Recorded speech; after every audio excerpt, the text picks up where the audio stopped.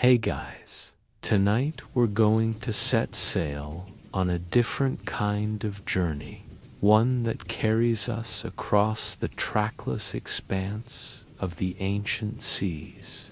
We're going to ask a question that has haunted historians and captivated dreamers for centuries. What if ancient navigation was more advanced than we imagine? Not in the way we think of it with our GPS and detailed charts, but in a deeper, more intuitive way of knowledge, written not in books, but in the swell of the waves, the flight of birds, and the silent, steady guidance of the stars. Before we begin, a quick note. The voyage we're about to take is a long one, stretching across thousands of miles of open ocean. You probably wouldn't last a day out there, what with the seasickness and the distinct possibility of confusing a drinking water cask with a pickle barrel. So, before you get comfortable, take a moment to like the video and subscribe, but only if you genuinely enjoy what I do here. I often wonder, as I record these, where you all are. The silence of the deep sea feels different depending on your own corner of the world. So, where are you listening from, and what time is it there? Is the moon high? Or is the sun just beginning to think about rising? Wherever you are, thank you for spending this time sailing the ancient seas with me. Now, dim the lights, maybe turn on a fan for that soft background hum, and let's ease into tonight's journey together. The first thing you notice is the motion, a gentle, rocking sway that is both soothing and unsettling. The air is cool and heavy with moisture, carrying the sharp, clean scent of salt and the faint, organic smell of wet wood and hemp rope. You are standing on the deck of a vessel, but it is not a ship as you know it. There is no engine rumble, no steel hull. The deck beneath your bare feet is made of wide, lashed-together planks of wood, worn smooth by sun and sea. The mast, a single, towering tree trunk, creaks softly as it sways against a sky ablaze with more stars than you have ever seen. This is a asterisk, a kalua, asterisk, a Polynesian double-hulled voyaging canoe. You are somewhere in the vastness of the Pacific Ocean, over 1,000 years ago. The canoe is your entire world. It is about 60 feet long, 2 hulls connected by a sturdy platform, carrying a small community men, women, children, plants, and animals, all committed to a journey into the absolute unknown. It is a vessel of survival, a floating island, and a testament to one of humanity's most breathtaking acts of courage. You move to the rail, your hands gripping the smooth wood. The water is black, a liquid obsidian that reflects the starry sky so perfectly it's difficult to tell where the ocean ends and the heavens begin. The only sounds are the rhythmic asterisk, shush, asterisk of the hulls cutting through the water, the sigh of the wind in the large, woven pandanus leaf sail, and the occasional cry of a seabird. This is the well-known historical fact. The Polynesians, starting from islands in Southeast Asia, undertook the most expansive migration in human history discovering and settling every habitable island across the Pacific, an ocean area larger than all the world's land masses combined. They found tiny, isolated specks of land in a blue desert covering a third of the planet. But to stand here, in the middle of this immense, empty darkness, is to feel the weight of the question. How? How did they do it without compasses, without sextants, without any of the tools we associate with seafaring? Was it just luck, drifting on currents? Or was it something else? A science so refined, so integrated with the natural world, that we are only just beginning to understand its principles. This is the quirky, lesser-known detail that makes this feat so profound. They did not, as once was thought, just sail downwind, hoping for the best. They mastered windward sailing, the ability to sail asterisk into asterisk the wind, tacking back and forth, a technique that gave them control over their destiny. They could sail to a specific target and, crucially, sail back home again against the prevailing winds. This wasn't a one-way trip into oblivion. It was a deliberate, calculated act of exploration and colonization. A figure moves beside you in the dark. It is the navigator, the asterisk poi asterisk. He is not looking at a map or an instrument. His eyes are on the water, on the sky, his entire body a sensitive instrument. He is reading the ocean.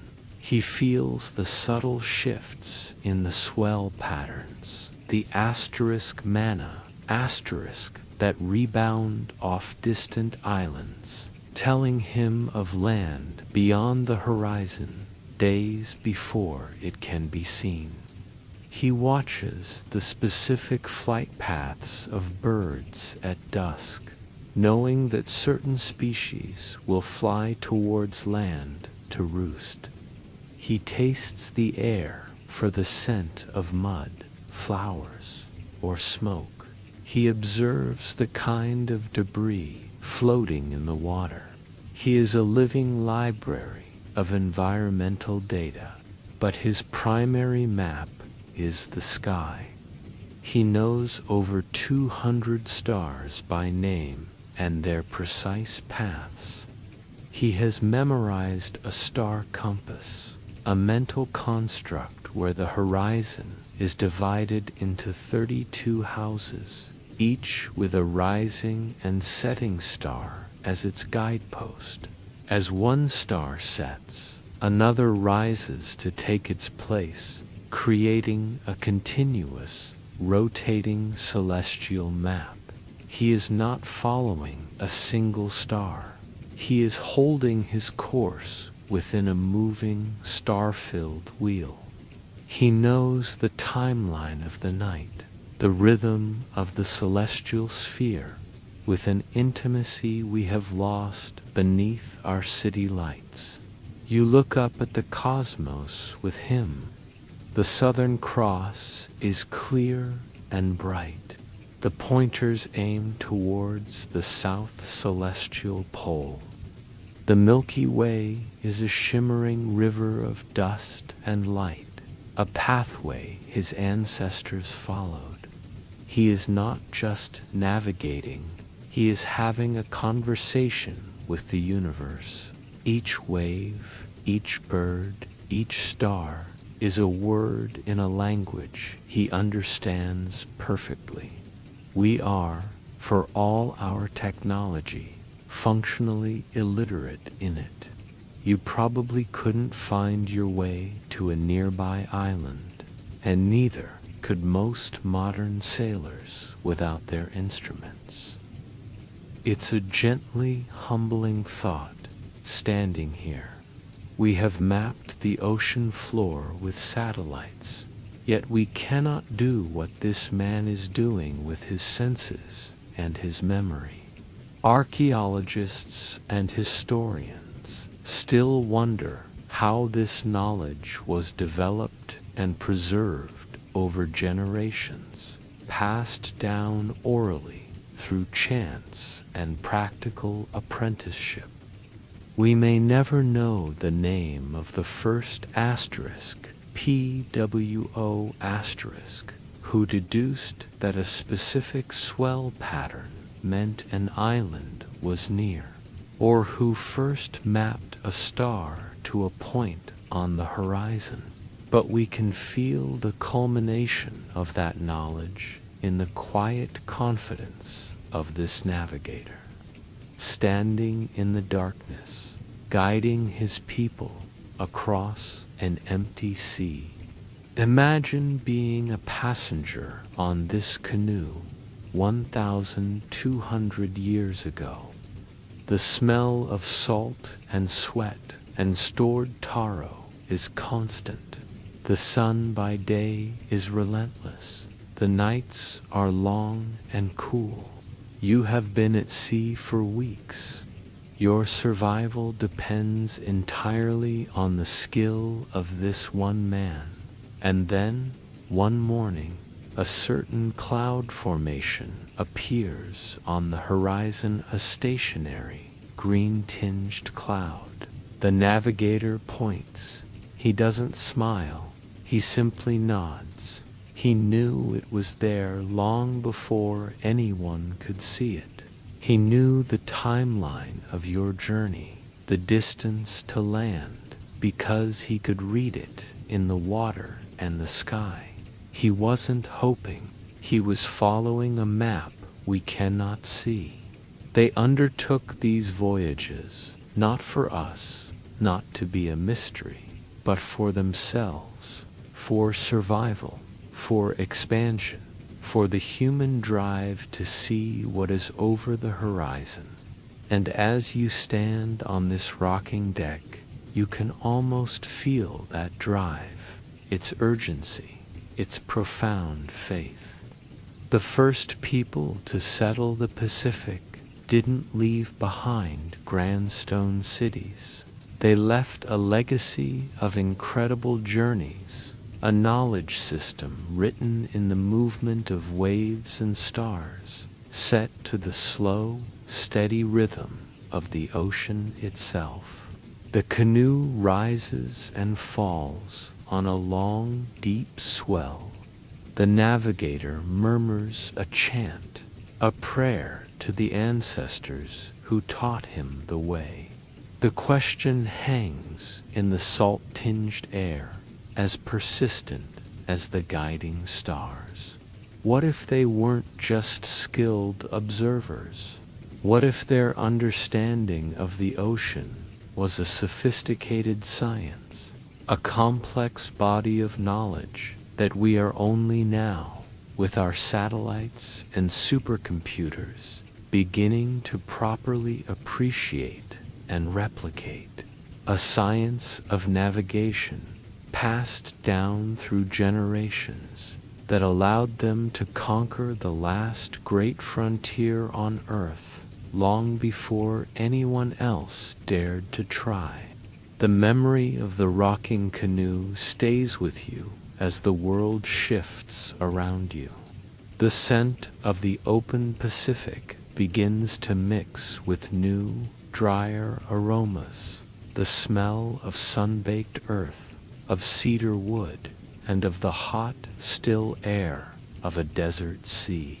The sound of the waves changes, becoming the gentle lap of water against a different kind of shore.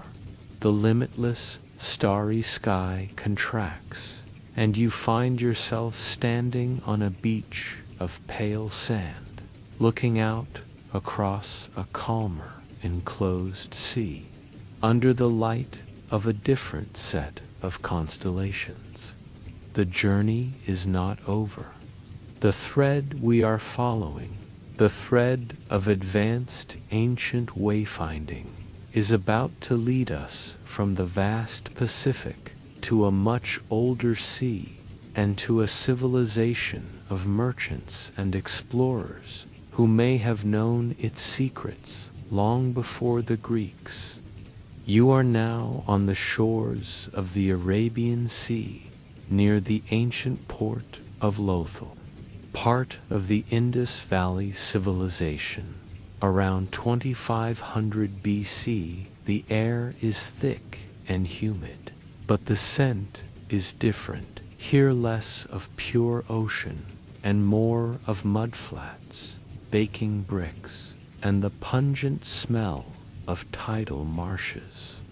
Before you, in a meticulously engineered dockyard, sits a vessel quite different from the Polynesian canoe. It is a robust, plank-built ship with a high prow and stern, designed for carrying heavy cargo across the treacherous waters of the Arabian Sea. This is the heart of a trade network that stretched from Mesopotamia to the subcontinent. You walk along the edge of the brick-lined dock, a feat of hydraulic engineering that allowed ships to sit in mud-free water regardless of the tide. Workers are loading the ship with bundles of dyed cotton cloth, delicate pottery, and beads made of carnelian, etched with stunning precision. The organization is palpable, a symphony of controlled activity.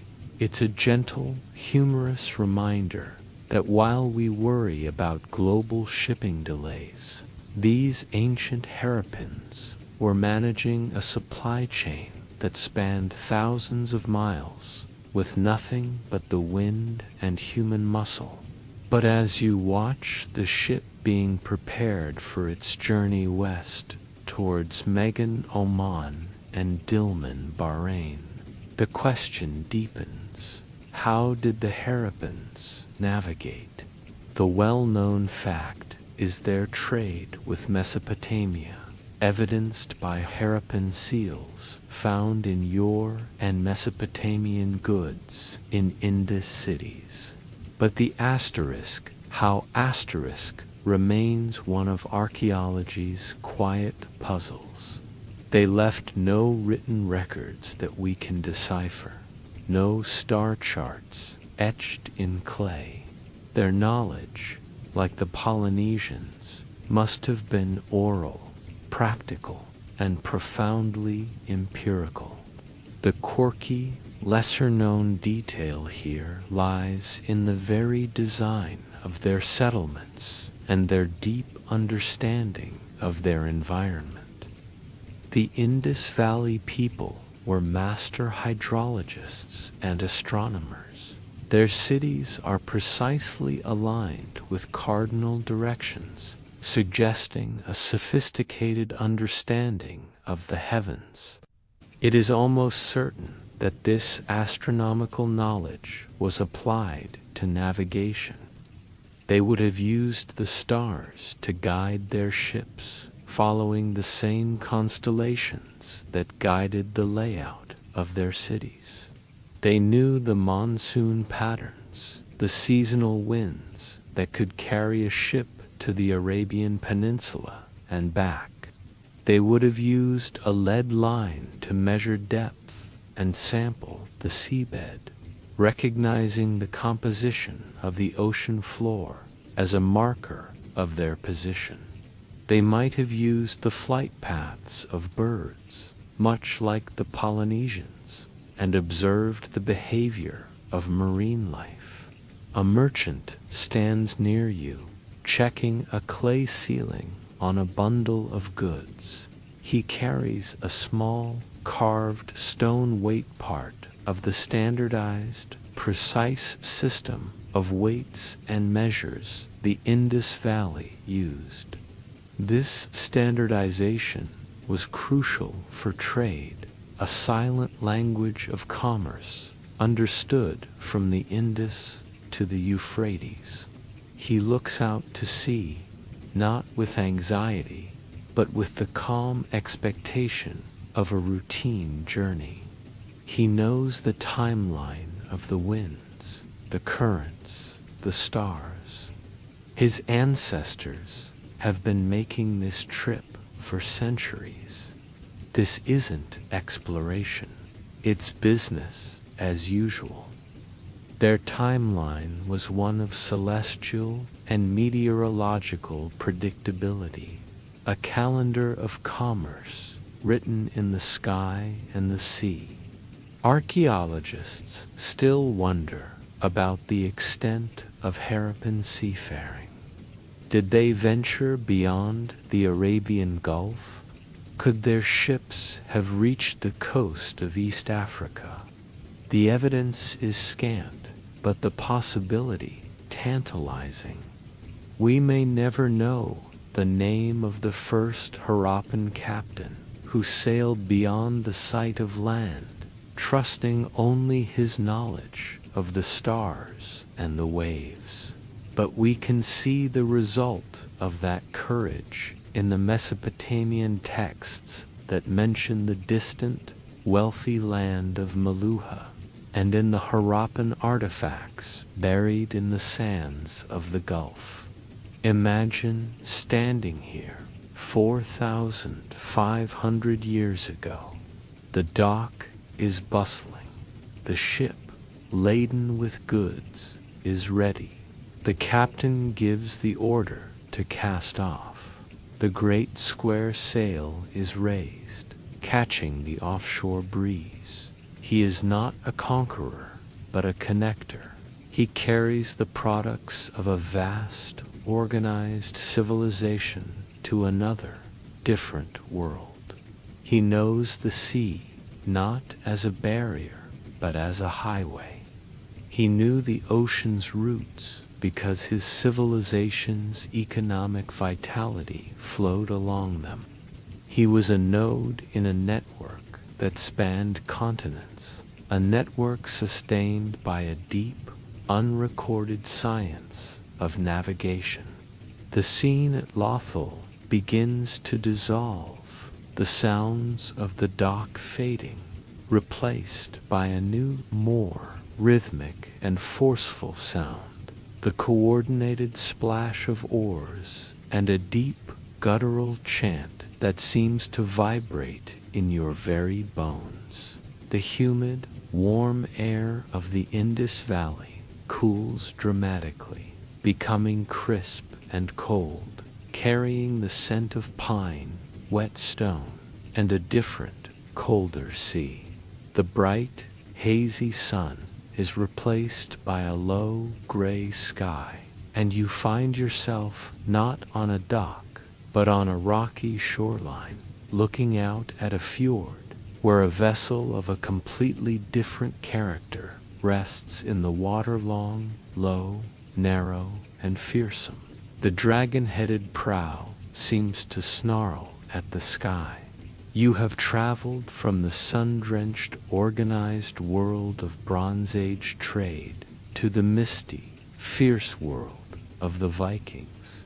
The humid, aromatic air of Lothalthik, with the sense of spices, wet clay, and tidal flats dissolves into a new, sharper atmosphere.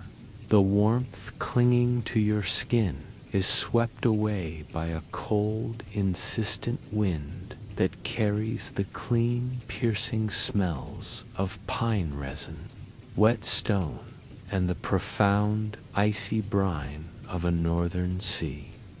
The orderly sounds of a Bronze Age dockyard, the murmur of merchants, the clatter of standardized wetser, replaced by a more primal, rhythmic noise. It is the sound of powerful, synchronized movement, the deep, guttural chant of 24 men, the creak of oak against oak, and the precise, percussive splash of long oars dipping into dark, cold water. You are no longer in the Indus Valley. You are standing on a rocky, fur-lined shore somewhere in Scandinavia during the Viking Age. Around 800 AD, before you, drawn up onto the shingle beach, is a asterisk langskip, asterisk a longship. It is a creature of both beauty and terror, a masterpiece of naval engineering designed for speed, flexibility, and shock. It is long, low, and narrow, like a serpent stretched out upon the stones. Its clinker-built, hull-overlapping planks, riveted together, is not painted for pageantry, but tarred for protection against the relentless sea. The single, square sail is lowered, but the towering, curved prow is carved into the shape of a dragon's head, its mouth open in a silent roar meant to strike fear into the hearts of those who saw it approaching their shores. This is the well-known historical fact. The Vikings were raiders, explorers, and traders whose longships allowed them to explode out of Scandinavia, terrorizing the coasts of Europe, venturing across the North Atlantic to Iceland, Greenland, and even the shores of North America, and establishing trade routes that stretched from the Caliphate of Baghdad to the Great Lakes of North America. You walk towards the vessel, the crunch of gravel under your boots, a stark contrast to the soft mud of Lothal. The scale is intimate, yet intimidating. This is not a floating village like the Polynesian canoe, nor a cargo ship like the Harappan trader. It is a weapon. The crew are not farmers or merchants by trade, but warriors and sailors, their faces hardened by wind and salt. There's a gentle, dark humor in the fact that these men, who could so expertly navigate the world's most treacherous seas, are equally famous for setting monasteries ablaze. It was a versatile skill set, to say the least. But as you watch the crew make final preparations to shove off, the core question of our journey returns, echoing in this new, colder context. How did they navigate? The North Atlantic is a brutal and fickle body of water, notorious for its fog, storms, and cloud-covered skies that could blot out the sun and stars for days on end.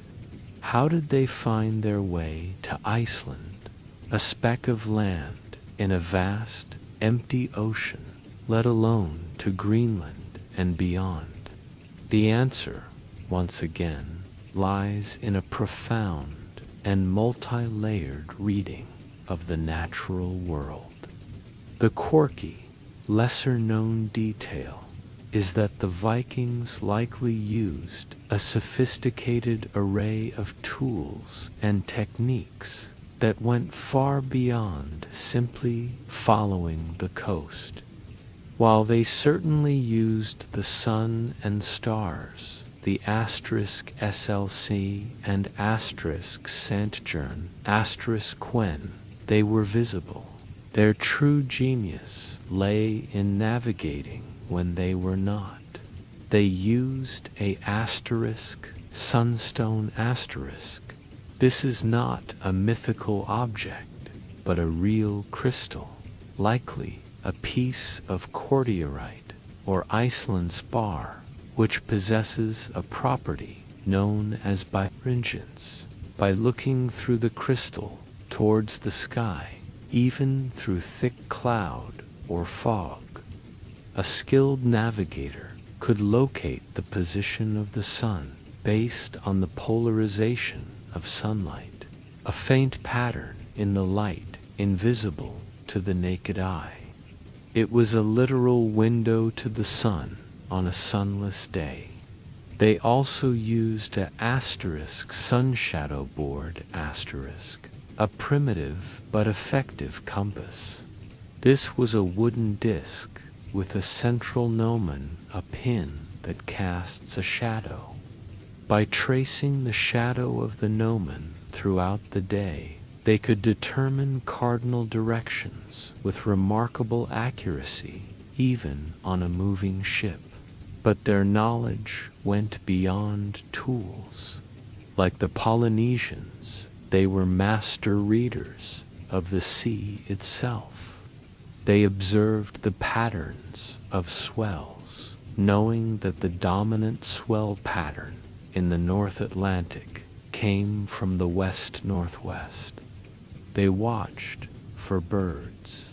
The sight of a puffin or a skewer could indicate the direction of land, and they knew the specific maximum flying ranges of different species. A whale breaching in a certain way might suggest the presence of a krill-rich current, which in turn could hint at the proximity of certain coastlines. They were even said to release ravens from their ships. If the raven flew high and did not return, it had found land, providing a bearing to follow. A man, taller and with a more commanding presence than the others, approaches the ship. He is the Strimer the ship's captain and navigator. In his hand, he does not hold a crystal or a board, but he carries an air of absolute authority. His knowledge is not written down. It is carried in his head, a mental chart of sea routes, landmarks, sailing times, and a deep, intuitive understanding of the ocean's moods. He is the living embodiment of the Viking expansion. You look out across the fjord towards the open sea. The water is a deep, cold gray, the sky a lid of low cloud. It is precisely in these conditions that the Viking navigator's skills would be tested to their limit. He would be using his sunstone, feeling the direction of the swell with the motion of the ship, watching the flight of a lone gull, all while mentally calculating the ship's speed and direction based on the feel of the wind and the rhythm of the oars. He was a master of dead reckoning, a human computer processing environmental data in real time. Archaeologists and historians still debate the precise use and prevalence of tools like the sunstone. Was it commonplace, or the secret weapon of only the most elite navigators? We may never know the name of the first Viking to sail west from Iceland, trusting a piece of crystal and the color of the water to find a new world. But we can feel the result of that knowledge in the Norse sagas that tell of Vinland, and in the archaeological remains of a smithy at Lonso Meadows in Newfoundland. Imagine being part of this crew, pushing the long ship off the gravel beach, the cold water soaking your legs. The sail is raised, catching a biting wind. You take your place on a rowing bench, your hands gripping the smooth wood of an oar. For days, you see nothing but the endless, heaving gray of the ocean. The navigator stands at the prow, silent, watching, sensing. There is no panic, only a grim patience. And then he points. a slight shift in the wind, a change in the water's color, a certain formation of cloud on the horizon. Land ahead, he grunts. He knew it was there. He knew the timeline of the crossing because his body and his mind were calibrated to the rhythms of the North Atlantic. He wasn't just a raider. He was one of the finest open ocean sailors the world has ever known. They undertook these voyages not just for plunder, but for land, for trade, for the sheer challenge of it. And as you stand on this cold shore, watching the dragon-headed ship disappear into the mist, you can feel that relentless drive. The Vikings didn't just leave behind sagas and ruins. They left a legacy of incredible seamanship, a knowledge system written in the feel of a swell and the pattern of light through a crystal, set to the harsh, unforgiving rhythm of the northern seas.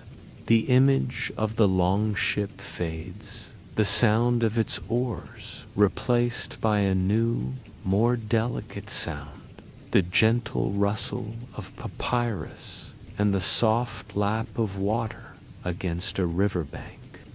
The cold, sharp air warms considerably, becoming dry and still, carrying the scent of dust, lotus blossoms, and the unique, life-giving smell of the Nile's rich black silt.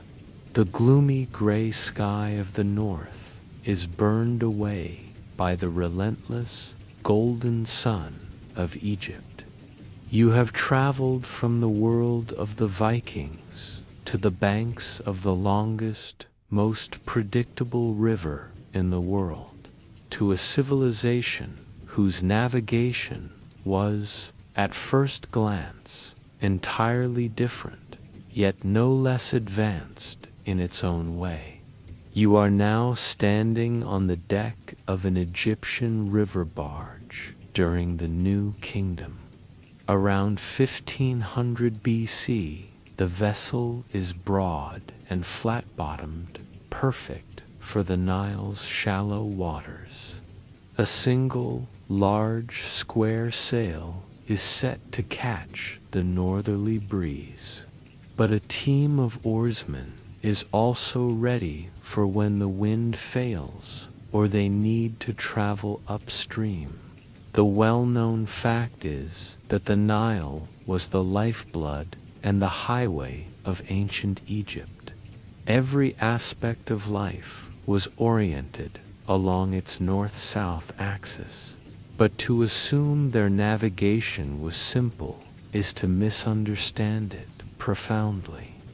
As you drift south against the current, but with the wind, you see the familiar landmarks of Egyptian civilization glide by. Temples, quarries, fields of emmer wheat. The captain of this barge is not staring at the stars. His primary guide is the river itself. He knows every bend, every sandbank, every current. He knows the timeline of the inundation, the annual flood that would replenish the soil and dictate the agricultural and religious calendar. His navigation was one of intimate, localized knowledge. But the quirky, lesser-known detail is that the Egyptians were also deep-water sailors. To get the cedar wood from Lebanon for this very barge, for the tombs of the pharaohs, Egyptian ships had to venture out into the open Mediterranean, the Great Green. They sailed to the land of Punt, likely modern-day Somalia or Eritrea, for exotic goods like myrrh, ebony, and live baboons. These were not river journeys For these voyages, they too turned to the stars. They used the circumpolar constellations, the indestructibles, as their guide, stars that never set, providing a constant, fixed point in the northern sky. The star we know as Kokub in the bowl of the Little Dipper was a key marker for them. Their knowledge of the sea, though perhaps not as expansive as the Polynesians, was nonetheless sophisticated and capable of supporting long-distance, maritime trade networks that were vital to their culture. The barge continues its slow journey south. The rhythm is hypnotic. The navigator here is a master of a different domain, a master of the river and the coastal sea. His timeline was the rise and fall of the Nile, the journey of the sun god Ra across the sky, and the predictable winds of the Mediterranean. He knew his world because it was a world defined by cycles as reliable as the stars themselves. The warm, dusty air of the Nile begins to change, the scent of lotus blossoms shifting to the smell of salt spray and a strange, metallic temps. The gentle motion of the river barge becomes a more vigorous, unpredictable rocking. The golden light of Egypt dims, replaced by a pervasive, silvery fog. You have been transported from the predictable waters of the Nile to one of the most enigmatic and treacherous seas of the ancient world, the Yellow Sea, and the shores of ancient China. The warm, dusty air of the Nile, thick with the scent of lotus and black silt, dissolves into a new, heavy dampness. The gentle, predictable rocking of the river barge is replaced by a more vigorous, unsettling motion. The golden Egyptian sun is swallowed by a pervasive, silvery fog that clings to your skin and clothes, limiting visibility to just a few dozen feet.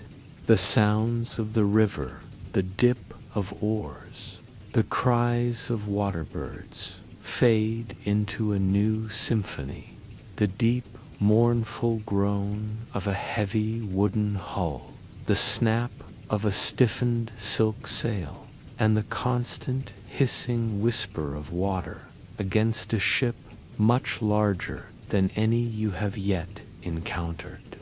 You are standing on the deck of a Chinese junk during the Han Dynasty, around 200 BC, navigating the treacherous waters of the Yellow Sea. The vessel is immense, a floating fortress of wood.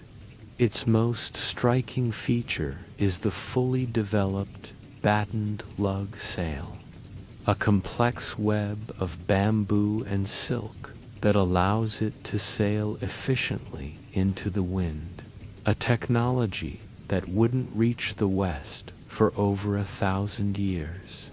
The hull is divided into watertight bulkheads, another revolutionary innovation that meant a breach in one part of the ship would not necessarily sink the entire vessel. This is the well-known historical fact. Ancient Chinese maritime technology was, in many ways, centuries ahead of the rest of the world. But to stand here, enveloped in this blinding fog, is to feel the question with a new urgency. Advanced technology is one thing. Using it to navigate a featureless, fog-shrouded sea is another. The Yellow Sea and the East China Sea are notorious for their sudden storms, powerful currents, and persistent fog banks. How did they traverse these waters to reach Korea, Japan, and the lands of Southeast Asia? How did they know where they were when the world was reduced to a sphere of gray water and grayer sky? The answer lies in a suite of technologies and techniques that would eventually evolve into some of the most sophisticated navigation systems ever created. The quirky, lesser-known detail is that the Chinese were the first to develop the magnetic compass. Initially, it was not a navigational tool, but a divinatory instrument used by feng shui masters to harmonize buildings with the Earth's energy. These early south-pointing chariots used a lodestone spoon that would align itself with the Earth's magnetic field. But by the time of this Han Dynasty junk, that knowledge was almost certainly being adapted for maritime use. A magnetized needle floating in a bowl of water would have given a captain a constant, reliable reference point when the sun and stars were invisible. It was a revolutionary advantage in a world of fog and overcast skies. But the compass was just one tool. Like all great ancient navigators, the Chinese were masterful celestial observers. They had meticulously mapped the heavens, creating detailed star charts and recognizing the phenomenon of the precession of the equinoxes long before the West. They used a star called Keesing, our Polaris, as their northern guide, but their celestial map was far more complex, divided into lunar mansions and asterisms unknown to Western astronomy. They also used a form of dead reckoning, using a sandglass or a knotted rope to measure time and estimate speed. And they too were keen observers of ocean color, wildlife, and the patterns of waves. A figure stands near the high stern of the junk, next to a large, flat stone table. This is the ship's navigator, a man of immense learning and responsibility. He is consulting not just the feeling of the ship and the look of the water, but also a a sea chart, while no original Han Dynasty sea charts survive. We know from later periods that the Chinese created remarkably accurate coastal and ocean maps. He might be using a Qiangxingban a star-finding board, an analog computer of sorts, used for astronomical calculations. His approach is a blend of the intuitive, like the Polynesian and the technological, foreshadowing the instrument-based navigation of the future. You peer through the fog, seeing nothing but the ghostly outline of the sail and the dark water slipping past the hull. The navigator, however, seems unperturbed. He checks the floating needle in its bowl, makes a mental calculation, and barks an order. The massive rudder, another Chinese innovation, shifts, and the great junk slowly alters its course. He is navigating a world he cannot see, guided by forces invisible to the eye. The pull of the magnetic pole and the memory of star positions. There's a gentle, profound humor in the fact that a tool invented to align tombs was now guiding ships through the living, breathing danger of the sea. Archaeologists and historians still wonder about the full extent of Han Dynasty seafaring. Did their ships, with their watertight compartments and advanced sails, venture further than we know? The evidence for trade with Southeast Asia is solid, but the possibility of earlier unrecorded voyages into the Indian Ocean or even the Pacific lingers as a tantalizing what-if. We may never know the name of the first Chinese captain who trusted a trembling lodestone needle over his own eyes, but that act of faith would change the world forever. Imagine being a merchant on this junk, your precious cargo of silken porcelain secured below decks. The fog has lasted for days. The world is a formless void. Anxiety is a living thing in your gut. But the navigator remains calm, his confidence rooted in his tools and his knowledge. He knows the timeline of the voyage, the set of the currents, the magnetic bearing to the next port. His certainty is the only solid thing in this liquid, gray world. He knew the sea's hidden paths because he had the keys to unlock them, the compass, the chart, the star tables. He was the precursor to the modern navigator, a scientist of the sea. The thick fog of the Yellow Sea begins to thin, not into clear air, but into a new kind of obscurity, darkness filled with the scent of damp earth, rotting vegetation, and the chorus of a million unseen insects. The solid deck of the junk seems to soften beneath your feet. The gentle rocking becomes a sluggish, viscous motion. The sounds of the sea are replaced by an eerie, pressing silence, broken only by the drip of water from leaves and the occasional distant call of a monkey. You are no longer at sea. You have been transported to the swampy, mangrove-choked river deltas of the Gulf of Mexico, to the world of the Olmec, the mother culture of Mesoamerica around 1000 BC. Here, the concept of navigation takes on a completely different meaning. There are no vast, star-guided ocean voyages recorded by the Olmecs, no great trade fleets. Their world was defined by rivers, coastal lagoons, and dense, impenetrable rainforest.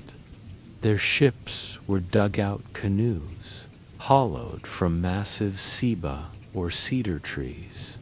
The well-known fact is the Olmec's extensive trade network, evidenced by the movement of jade, obsidian, iron ore mirrors, and cacao across Mesoamerica.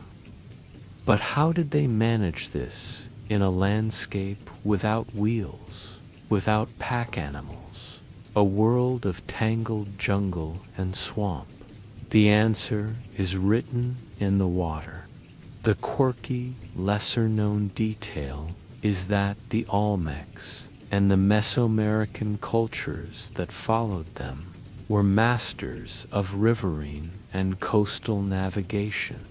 Their dugouts, some large enough to carry tons of goods and dozens of people, were the semi-trucks of the ancient Americas.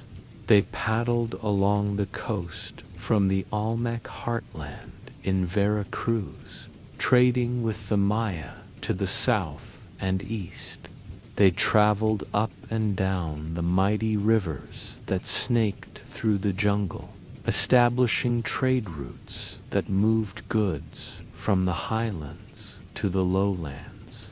Their navigation was one of intimate local knowledge, but no less sophisticated for it. They knew the rivers like the lines on their own hands, every bend, every seasonal fluctuation, every dangerous rapid. They would have used the sun for direction, and they certainly had a profound understanding of astronomy, as evidenced by their early calendars and celestial observations. But their primary map was the land itself, the flow of the water.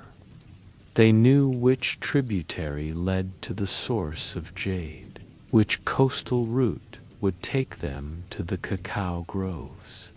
Their timeline was the rhythm of the rainy and dry seasons, which dictated the flow and navigability of the rivers. You are in a dugout now, moving silently through a tunnel of overhanging trees in a slow-moving river. The air is hot, wet, and heavy. The paddler in front of you, an Olmec trader with jade ear spools and intricate tattoos, doesn't hesitate. He knows this hidden, liquid pathway through the jungle. He is navigating a green, living sea. He knows the timeline of his journey, because his life depends on knowing the moods of the river and the secrets of the forest. He wasn't crossing oceans, but he was connecting a world, creating a web of cultural exchange that would form the foundation of Mesoamerican civilization for millennia. The humid, enclosed world of the Olmec River begins to transform.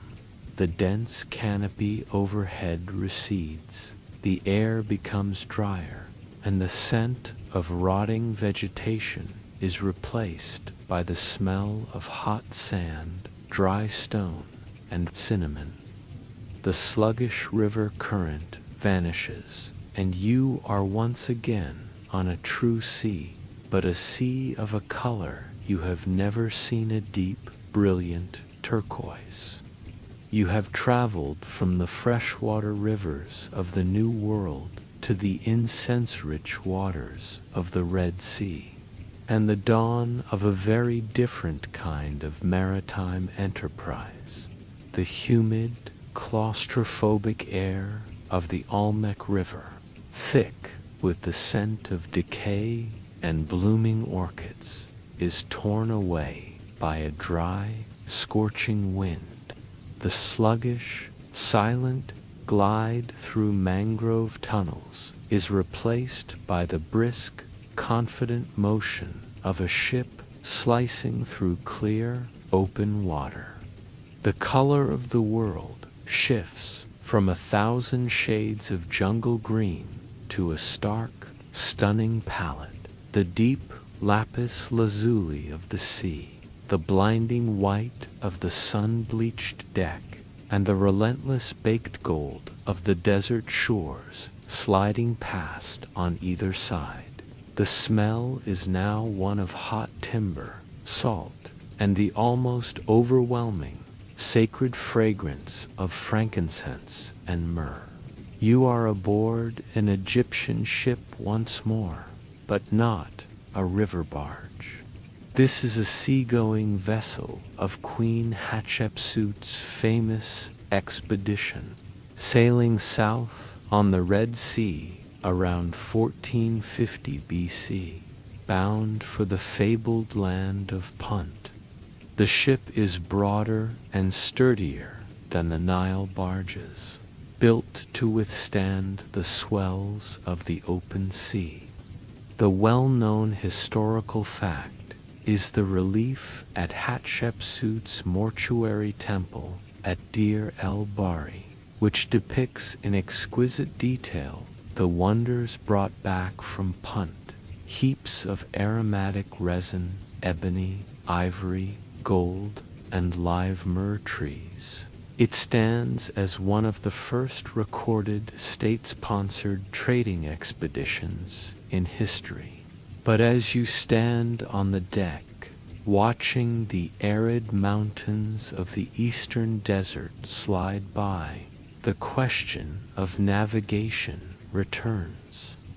The Red Sea is a deceptively dangerous body of water, narrow, riddled with coral reefs, and subject to sudden, violent winds.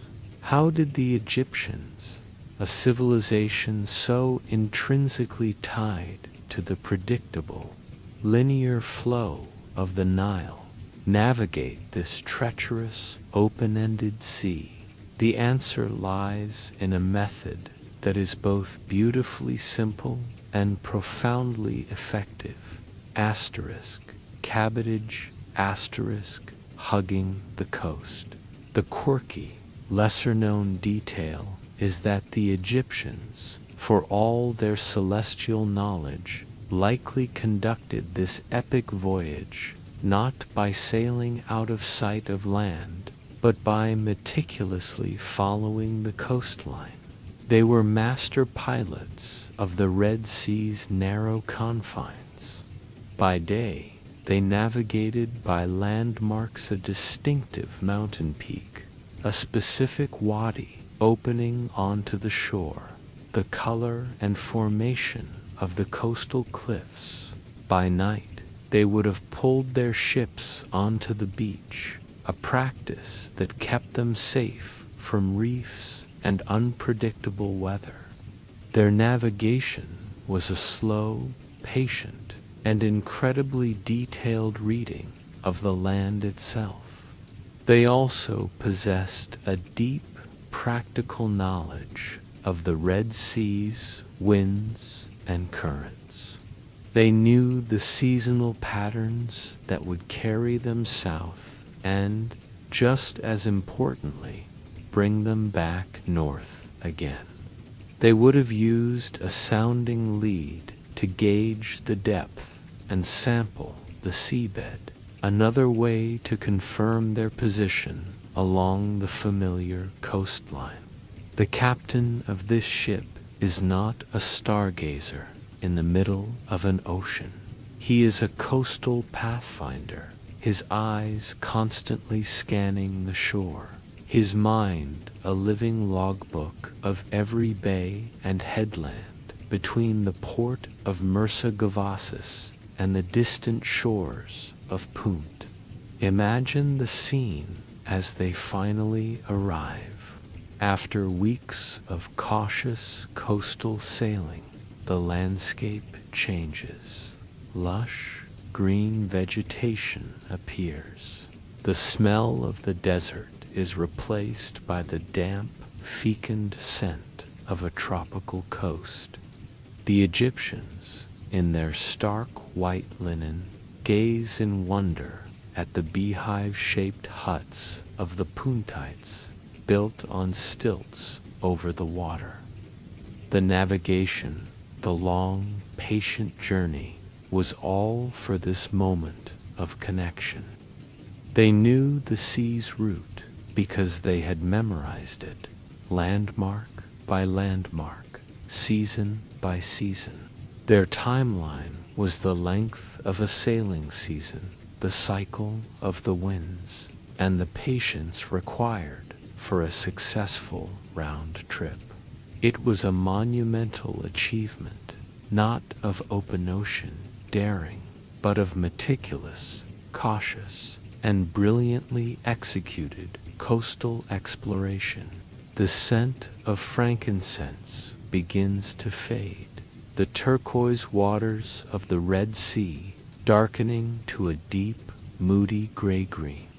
The warm, dry wind turns cool and moist, carrying with it the smell of wet wool, pine tar, and a faint, smoky peat. The Egyptian ship dissolves around you, and you find yourself on a much smaller, sturdier vessel, its hull made of overlapping planks of oak, sealed with wool and tar. You are on a asterisk currach asterisk, a boat of stretched animal hides over a wooden frame off the stormy, rugged coast of Ireland during the early Bronze Age, around 1500 BC. This is the world of the megalithic mariners of Western Europe. The well-known fact is the existence of thousands of stone tombs, circles, and alignments that dot the Atlantic coastline from Portugal to Scotland. But a quieter, more profound mystery surrounds these people, their connection to the sea. How did the blue stones from Wales reach Stonehenge? How was knowledge and culture shared along this vast, tempestuous coastline? The answer, once again, is written in the water. The quirky, lesser-known detail is the theory of the Atlantic Seaway. These ancient Europeans, predecessors to the Celts, were accomplished coastal sailors. In their skin-covered currachs and later wooden plank boats, they navigated the challenging waters of the Bay of Biscay and the Irish Sea. Their navigation was likely a combination of celestial knowledge. They built monuments aligned with the solstices, proving their understanding of the skies and an intimate generational knowledge of the coast. They would have used the same techniques as the Egyptians in the Red Sea, but in a much harsher environment. They followed coastline landmarks. They understood the complex tidal systems of the Atlantic. They knew the safe havens and sheltered bays to wait out a storm. The movement of goods like Irish gold, Cornish tin, and Welsh bluestone is a testament to their success. They were the glue that held the Atlantic facade of Europe together, a maritime network that flourished for millennia before the Romans arrived. The carrack rides a steep, gray wave, cold spray hitting your face. The navigator here, a chieftain or a trader, is looking not at a star, but at a distinctive, lone mountain peak on the horizon, a known marker on his route. His timeline is the turning of the seasons, the migration of fish, and the trading festivals that drew people from across the seaway. He knew the ocean's path because his people had been sailing it for 1,000 years. Their knowledge passed down in stories and in the very feel of the boat beneath them. The chill of the Atlantic begins to seep into your bones, the gray world of the carrack darkening further, not into night, but into an abyssal blackness. The sounds of wind and wave are extinguished, replaced by a silence so absolute it has weight. You are no longer on the surface. You have sunk into the deep, to the very limits of ancient navigation, to a place that was not a destination, but a terrifying, unknowable boundary. You are in the mind of an ancient sailor, looking out from the safety of the Mediterranean, past the Pillars of Hercules, into the vast, terrifying expanse of the Atlantic Ocean, the Mare Tenebrosum, the Sea of Darkness. For the Phoenicians, the greatest traders and sailors of the ancient Mediterranean, this was the end of the map. The well-known fact is that the Phoenicians, based in modern-day Lebanon, circumnavigated Africa, founded Carthage, and reached the Tinrit shores of Britain. They were the inheritors and improvers upon the maritime traditions of the Egyptians and Mesopotamians. But as you stand on the deck of a Phoenician galley, looking west through the Strait of Gibraltar, the question of navigation meets its ultimate test, the fear of the unknown. The quirky, lesser-known detail is the psychological aspect of ancient exploration. What drove a Phoenician captain to sail beyond the known world? It was a combination of ruthless commercial drive and carefully guarded knowledge. The Phoenicians kept their trade routes secret, even spreading terrifying myths about the sea beyond the pillars of sea monsters, of a sun that boiled the water, of an edge over which one would fall. Their navigation for these extreme voyages was the pinnacle of ancient practice. They used the stars, the sun, and a deep understanding of currents and winds. They likely used the same coastal piloting techniques as others, but applied them to a vaster, more terrifying scale.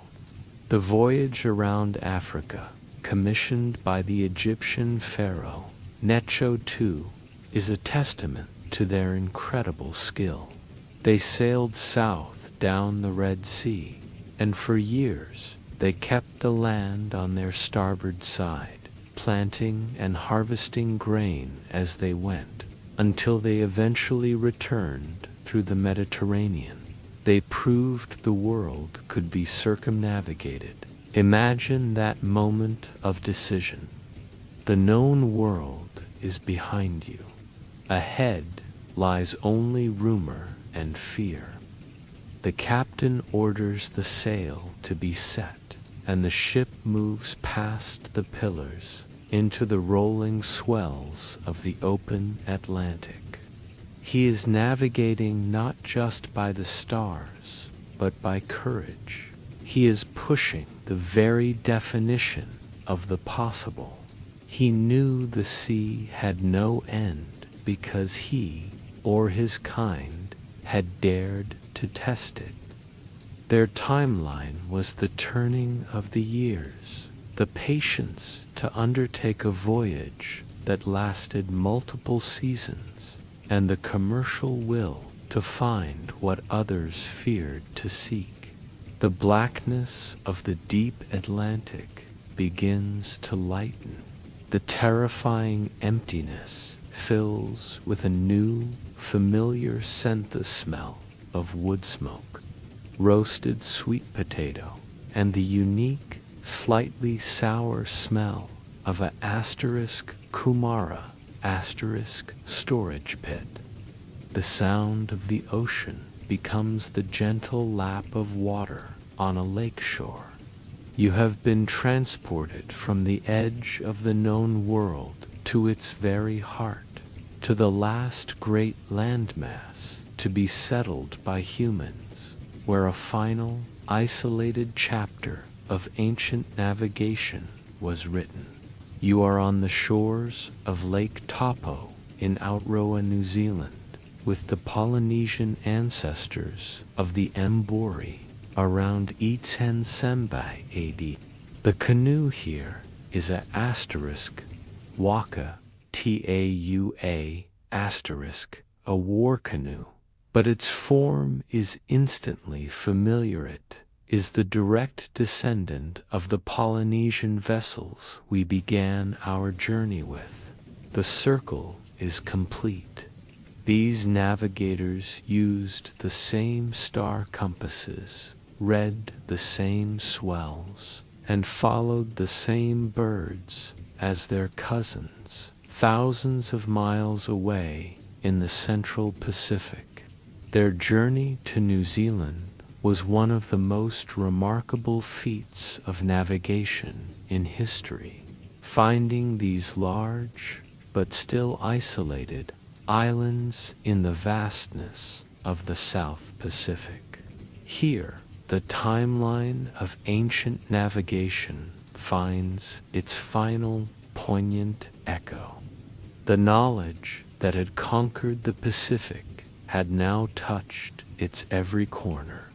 There was nowhere left to go. The age of ancient navigation, of reading the world directly with the senses, had reached its natural conclusion. It was a journey tens of thousands of years in the making, from the first reed boat on the Tigris to the last great waka arriving in Aotearoa. And as you stand there, watching the Mbori navigator look up at the same Southern Cross that guided his ancestors, you understand that the answer to our question was always yes. Ancient navigation was far more advanced than we can imagine.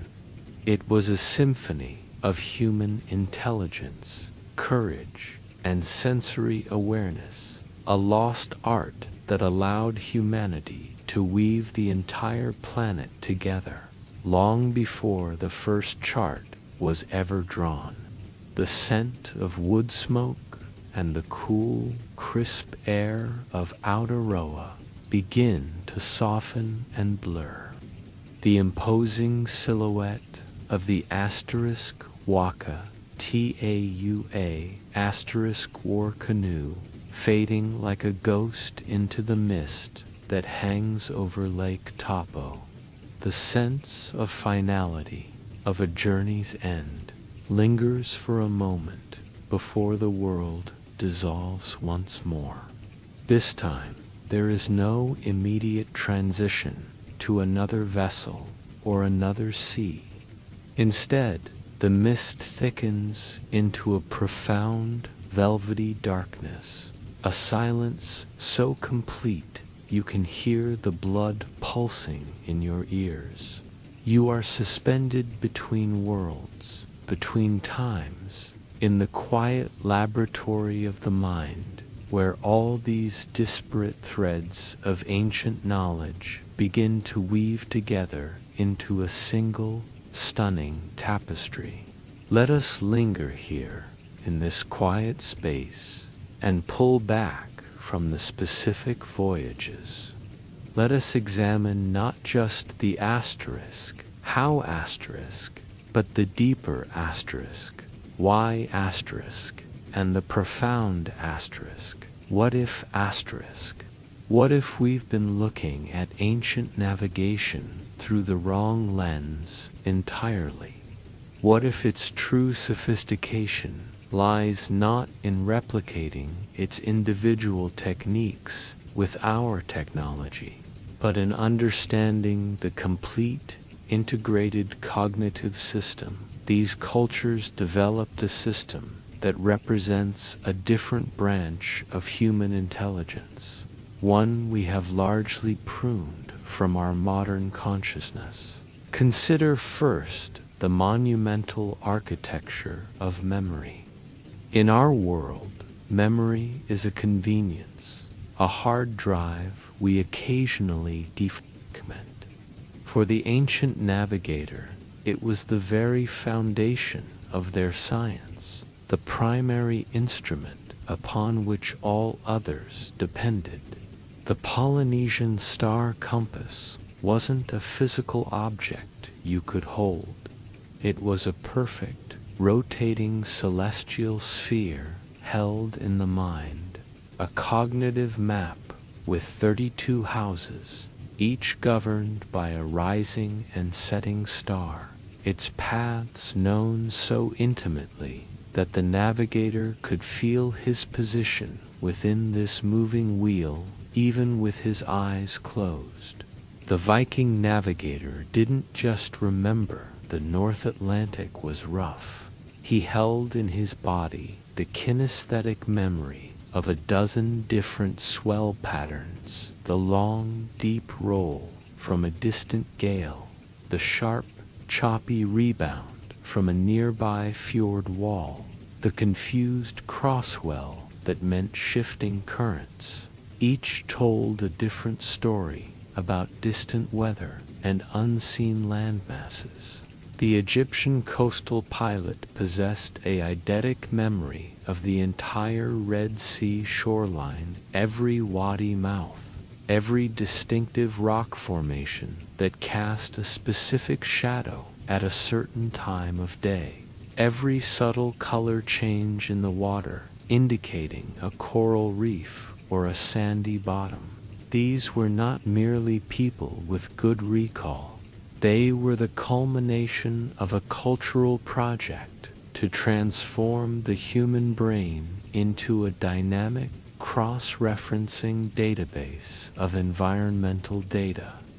Their minds were living charts, constantly updated through experience, capable of performing complex, intuitive triangulations between the feel of the water, the position of a bird, the taste of the air, and the arc of a star, all without pen, paper, or power. We have externalized this function, storing our knowledge in silicon and cloud servers, outsourcing our wayfinding to satellites. In doing so, we have allowed the magnificent, innate capacity of the unaided human memory to fade like a muscle left unused. They were the ultimate biological computers, and their operating system was a lifetime of disciplined, focused observation passed down through generations in a sacred chain of knowledge. To lose this is not just to lose a skill, it is to lose a dimension of human potential. Now, let's delve deeper into the nature of that observation, for it was here that their true genius resided. We look at the ocean and see a surface, a two-dimensional plane. They looked at the ocean and read a multi-layered four-dimensional text, a narrative written in water, light, and life. The Polynesian asterisk, PWO asterisk, could discern asterisk mana, asterisk, the subtle, refracted swell that bounced back from an island beyond the horizon, a phenomenon modern oceanography confirms but which requires incredible sensitivity to detect. He wasn't guessing. He was reading a specific physical signature in the water, a whisper of land carried across hundreds of miles of open ocean. The Viking navigator, peering through his asterisk Solarstein sunstone, wasn't engaging in magic or lucky conjecture. He was detecting the polarization of sunlight, a faint, hidden pattern in the light, invisible to the naked eye, that betrayed the sun's position, even through dense, uniform cloud cover. This was hypervigilance, raised to the level of a rigorous science. They could taste the air not as a poetic metaphor, but as a practical, analytical tool. The scent of mud from a distant river plume, the distant smoke of a forest fire, the specific, sweet smell of flowering plants carried dozens of miles on an offshore breezel were distinct, quantifiable data points in their sensory array. Their senses were not passively receiving information. They were actively interrogating the environment, trained from youth to interpret a symphony of natural signals that we now filter out as meaningless background noise. We have become sensory specialists in a narrow, human-made band of reality, the glow of screens, the sound of notifications while they were grand masters, fluent in the full, rich spectrum of their planet's language. They listened to the world, and the world answered. This leads to the third, and perhaps most crucial, thread, the seamless, inseparable fusion of the practical and the cosmological. For the ancient navigator, there was no hard line between science and spirituality, between technique and myth. The stars were not just useful points of reference. They were the physical embodiment of ancestors, gods, or cultural heroes, their movements a divine drama that mirrored and guided human fate. The ocean was not a mere highway or a resource. It was a living, breathing, conscious entity with which one had to maintain a respectful, reciprocal relationship. This worldview was not a primitive obstacle to rational thought. It was the psychological, philosophical, and emotional framework that made their incredible feats not just possible, but meaningful. It provided the profound courage required to sail into the absolute unknown, the deep patience to endure weeks of uncertainty and hardship at sea, and the immense sense of responsibility for the dozens of lives entrusted to their care. When the Polynesian navigator chanted to his ancestors, he was both centering his own mind in a meditative practice and tapping into a deep cultural reservoir of knowledge, confidence, and identity. It was a form of psychological technology as vital and sophisticated as any compass or astrolabe. Their science was not a cold, detached calculation. It was a participatory, relational dialogue with a universe they believed was alive, communicative, and sacred. In our modern, disenchanted world, we have gained immense analytical power and material comfort, but we have perhaps lost the profound sense of connection, of belonging to a meaningful cosmos that fueled their ambition, steadied their hands on the tiller, and gave their journeys a purpose that transcended mere trade or exploration. They were not conquering nature, they were conversing with it, and in that conversation they found their way. Now, let us push this into a truly speculative, contemplative space. What if this powerful, triad-perfected memory, hyper-tuned observation, and spiritual cosmology represents a form of integrated intelligence that our current technological path has caused us to neglect? A path not of superiority or inferiority, but of difference. We have chosen, as a species, to build smarter tools. They chose to build smarter, more aware, humans. Our path has given us pinpoint accuracy, global positioning, and digital efficiency. Theirs gave them a deep, embodied world, understanding, and a sense of place within it. Imagine a different timeline, a road not taken, where this embodied knowledge continued to evolve alongside and in a rich dialogue with developing technology. What would navigation look like in that world? Perhaps we wouldn't have a GPS screen that gives us a cold, precise, disembodied coordinate.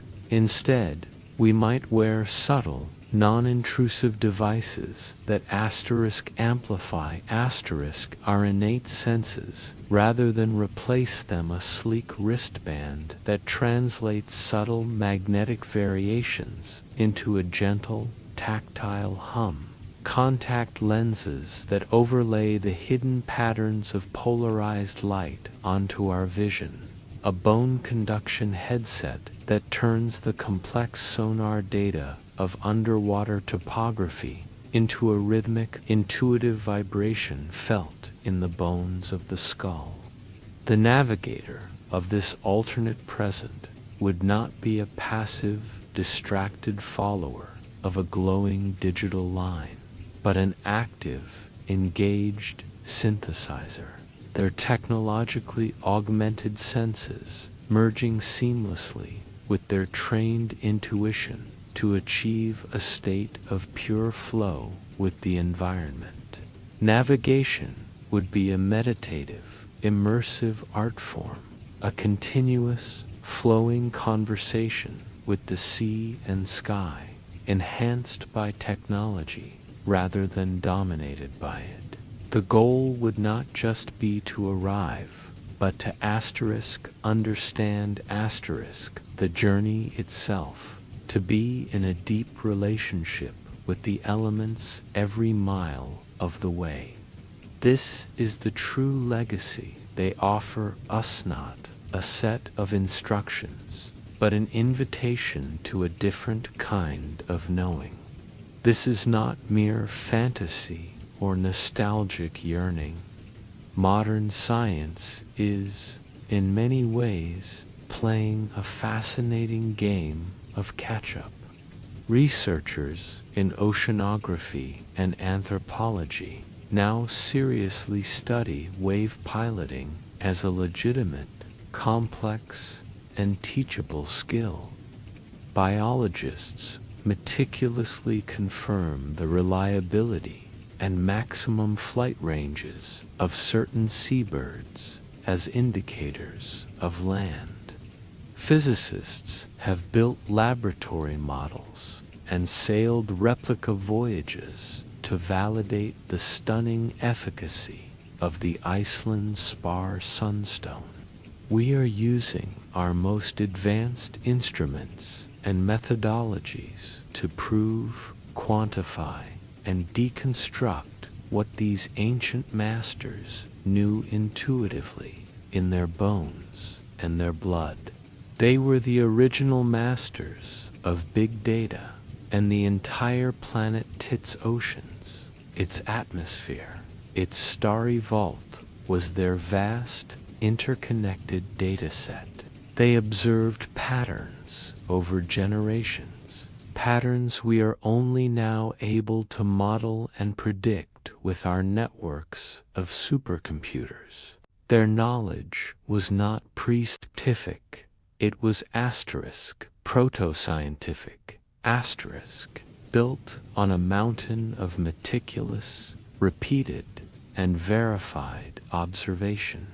But this long journey through the minds and methods of ancient navigators reveals something far more profound than just a catalog of lost techniques or historical curiosities. It reveals a fundamentally different way of being human in the world.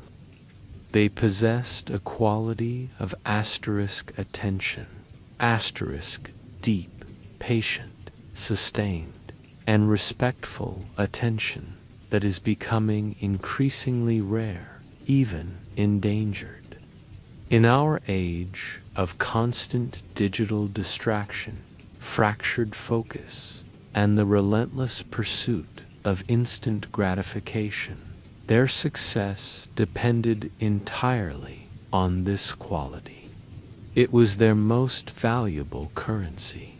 In a very real sense, they teach us that the world is not a collection of inert resources to be exploited and consumed, but a complex, speaking, conscious entity to be listened to, understood, and respected. They didn't conquer the oceans. They learned their language, honored their power, and humbly asked for safe passage. This attitude of reverence and reciprocity is perhaps their most vital lesson for us today, as we face ecological crises born from a mindset of domination and separation.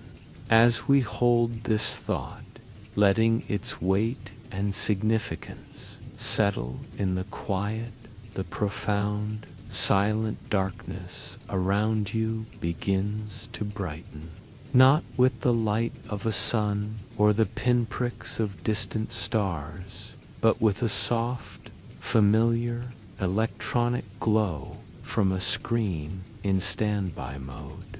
The faint, comforting, mechanical hum of a fan returns, a modern substitute for the sound of the wind, and the four walls of your own room gently solidify around you, defining the boundaries of your immediate world. The journey is over.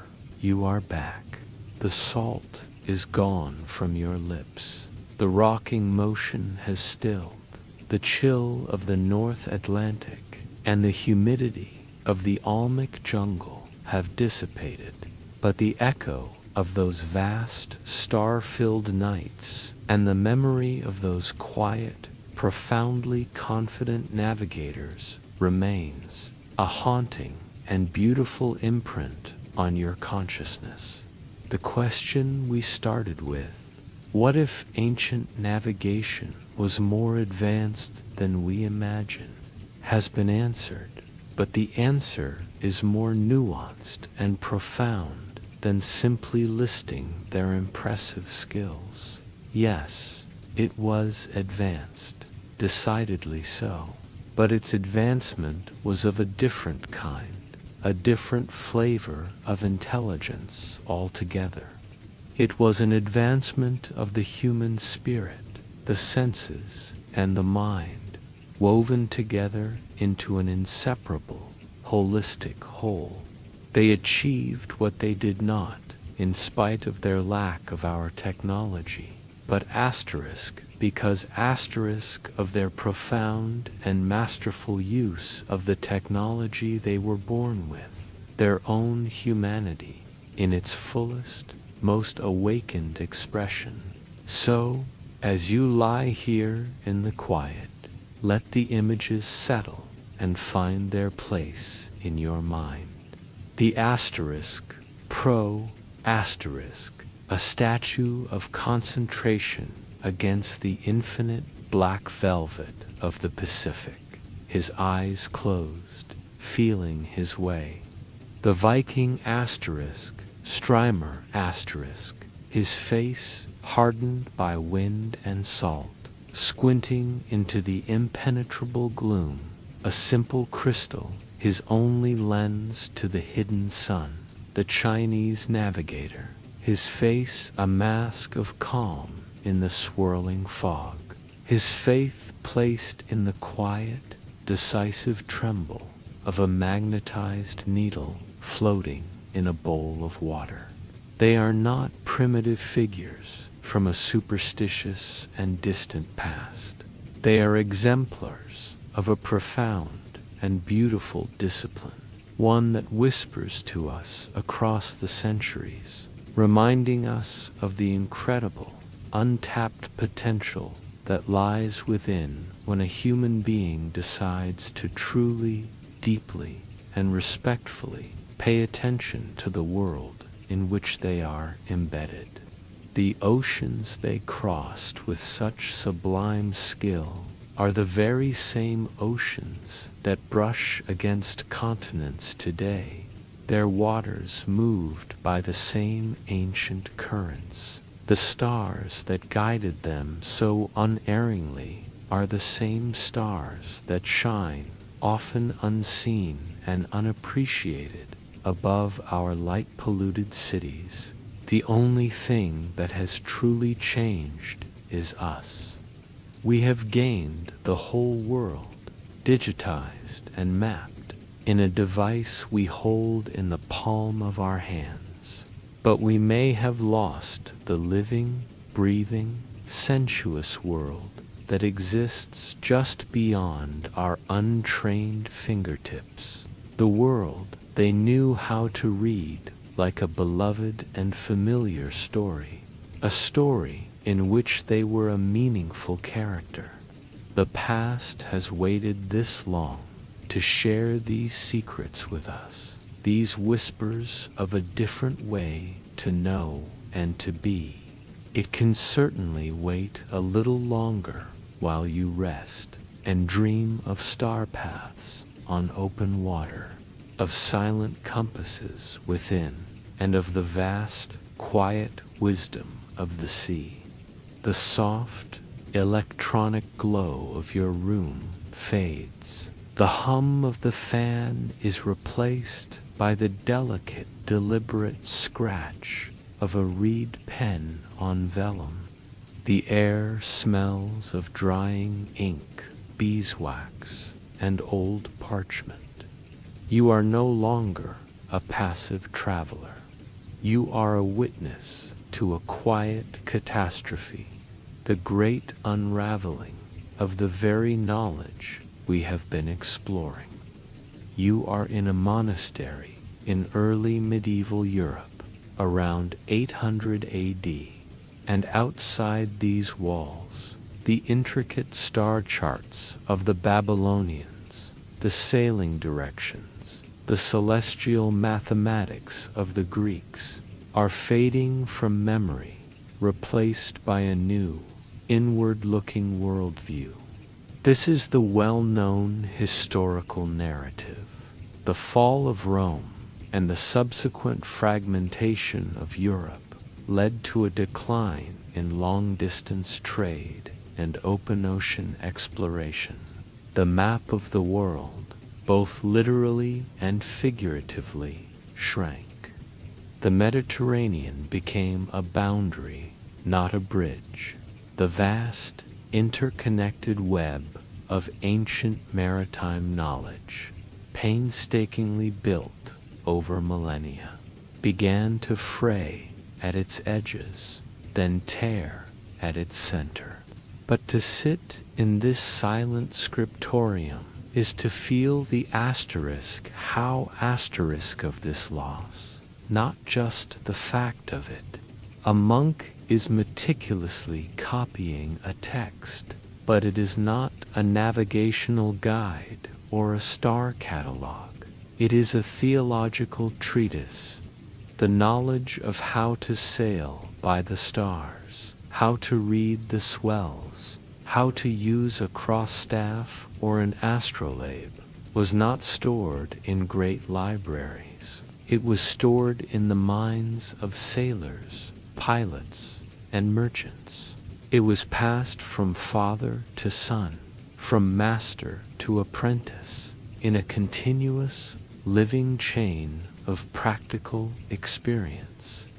With the collapse of the trade networks that supported these specialists, the chain was broken. The knowledge didn't vanish in a fire.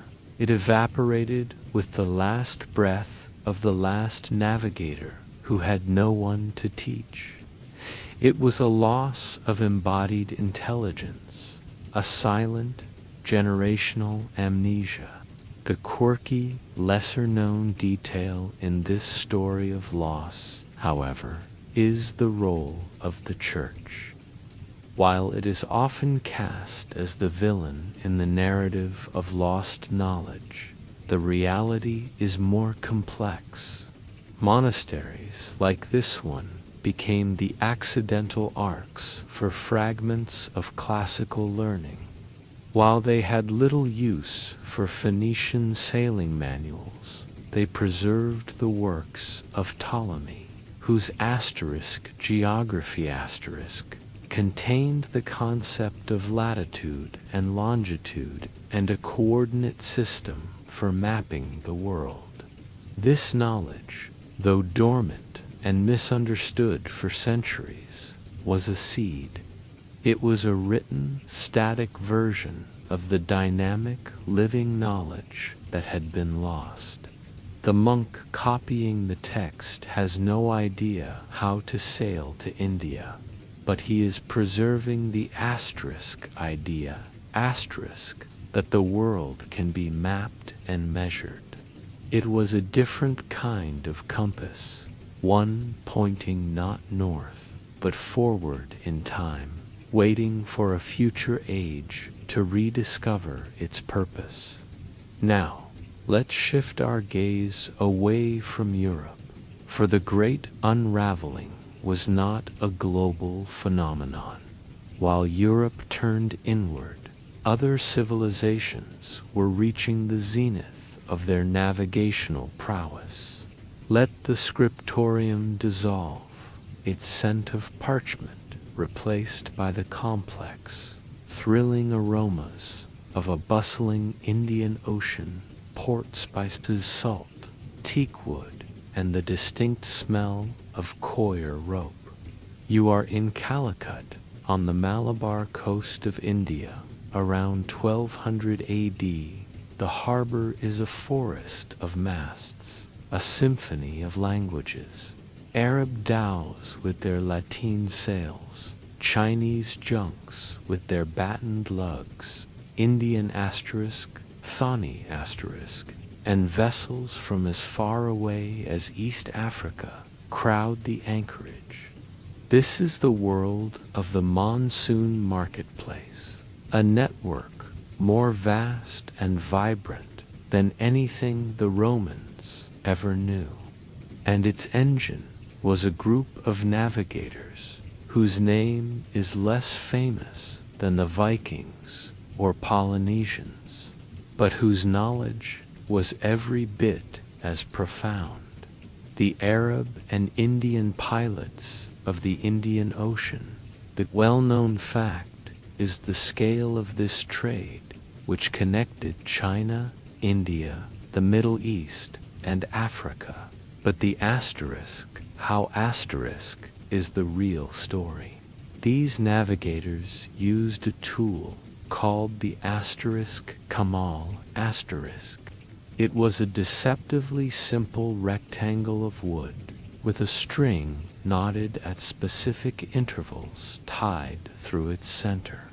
The navigator would hold the kamal at arm's length, aligning the top edge with the North Star and the bottom edge with the horizon, by which knot on the string reached his nose. He could determine his latitude with stunning accuracy.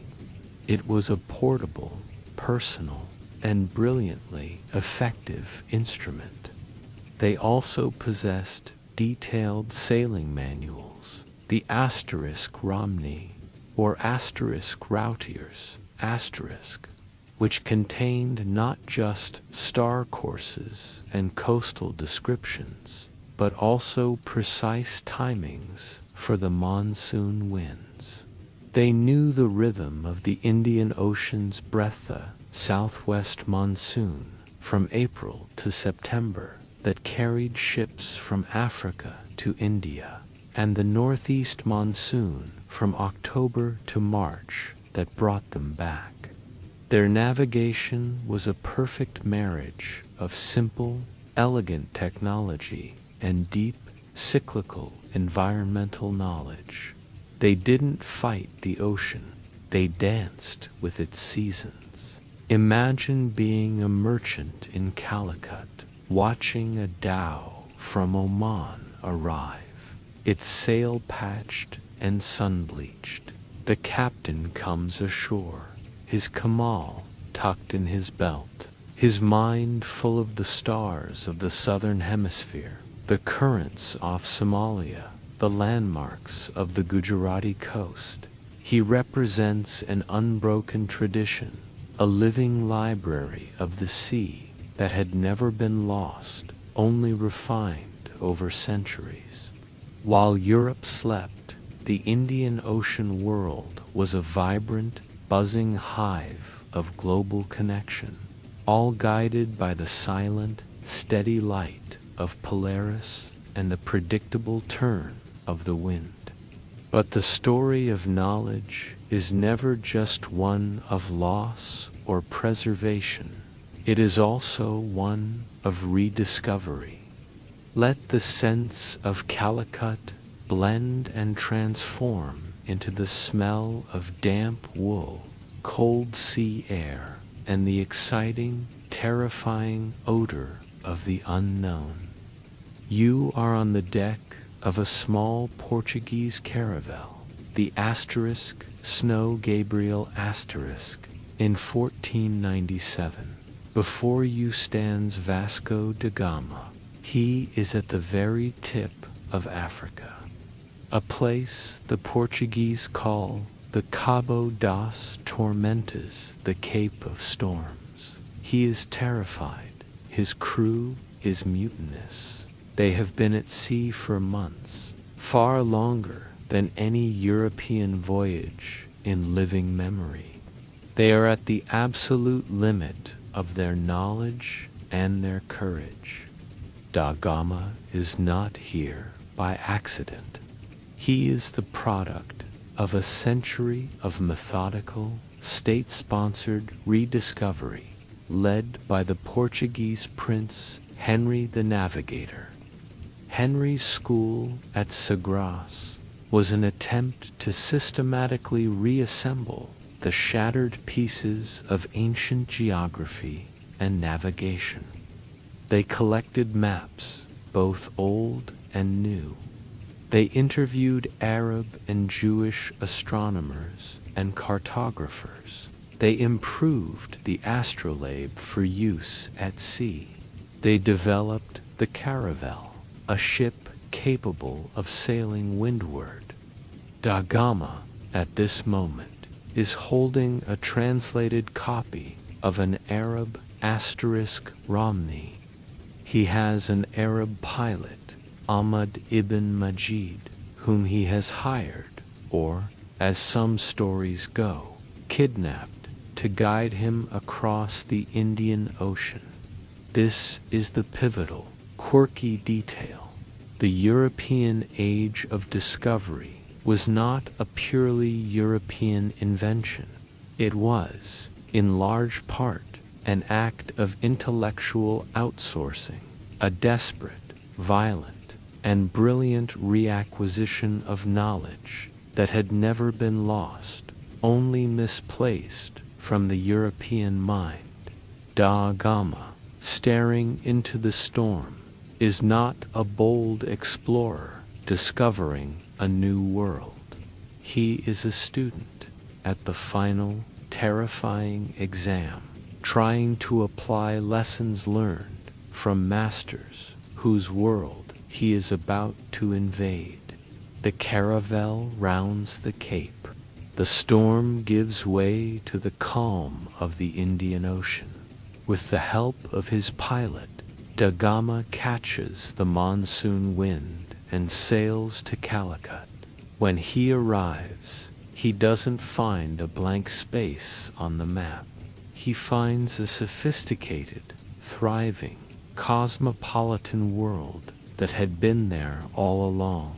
A world that knew exactly where it was and how it was connected. The discovery was not of India, but of the asterisk route, asterisk for Europe. It was the moment the unraveled thread was finally, painfully, rethreaded into the European needle.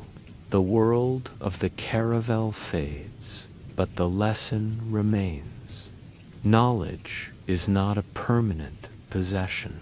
It is a flame that must be continuously fed, a story that must be retold, a skill that must be practiced.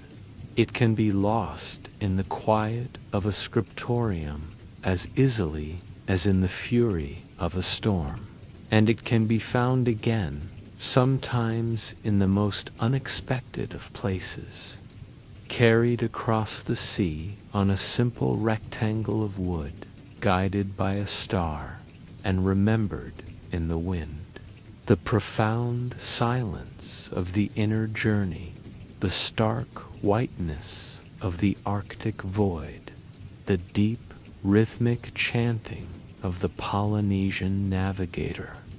All these sensations begin to soften and recede, not with a jolt, but like a slow, outgoing tide.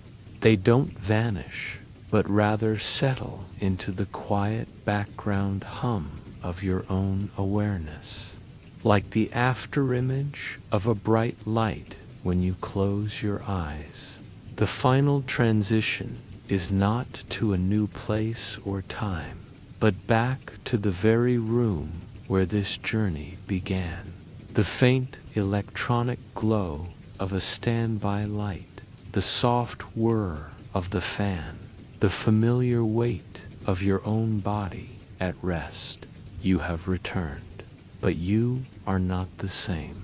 The salt of a dozen seas seems to have crystallized in your memory. The patterns of 100 constellations are mapped behind your eyelids. The question that launched this voyage, what if ancient navigation was more advanced than we imagine, has been answered not with a simple yes, but with a resounding, multi-layered echo that now fills the silence. We have sailed across the star-guided Pacific, traded in the monsoon-driven Indian Ocean, shivered in the fog with Chinese admirals, and felt the existential dread and profound faith of explorers staring into the abyss of the unknown. We have witnessed the unraveling of knowledge in European scriptoria and its violent, desperate reacquisition by Portuguese caravels. We have journeyed into the deepest seas of all the human mind and spirit to find the silent compass that guided them all, a compass built from memory, hyperbobservation, and a cosmology that saw the universe as alive and communicative. So, what remains? Now, in the quiet, as the echoes of those ancient voyages settle in your mind like silt on a deep ocean floor, let us gather the final, lingering thoughts. Let us consider the ghost in the machine, the whisper of this lost art that still haunts our modern world, an echo in our very blood. This is not merely an academic conclusion. It is an invitation to feel the lingering tremor of a different way of being human. The most poignant and vital legacy of these ancient masters is not the specific techniques themselves, the star compass, the Kamal, the sunstone, but the profound asterisk relationship, asterisk, they represent. The ancient navigator did not see the ocean as a problem to be solved, a barrier to be overcome, or a resource to be extracted. He saw it as a partner in a constant, dynamic, and intimate dialogue. He asked it questions by observing its swells, its color, its temperature, its life.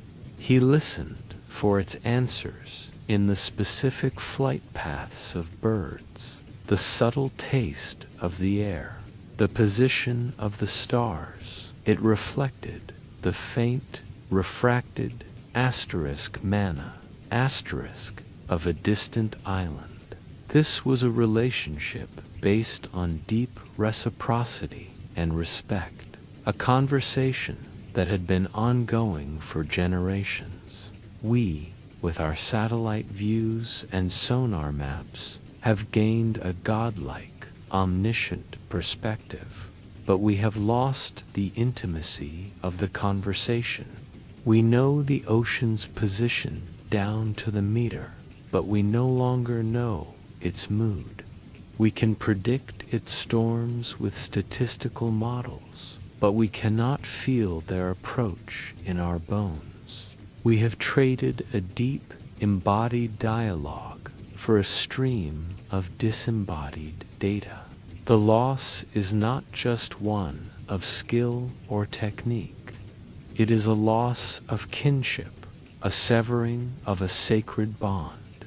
The ancient navigator was a part of his environment, a character in its story. We have made ourselves observers of it, managers of it, and in doing so, have forgotten how to listen to its subtle, vital whispers, whispers that once guided entire civilizations across the planet. This leads to a second, more unsettling and provocative thought.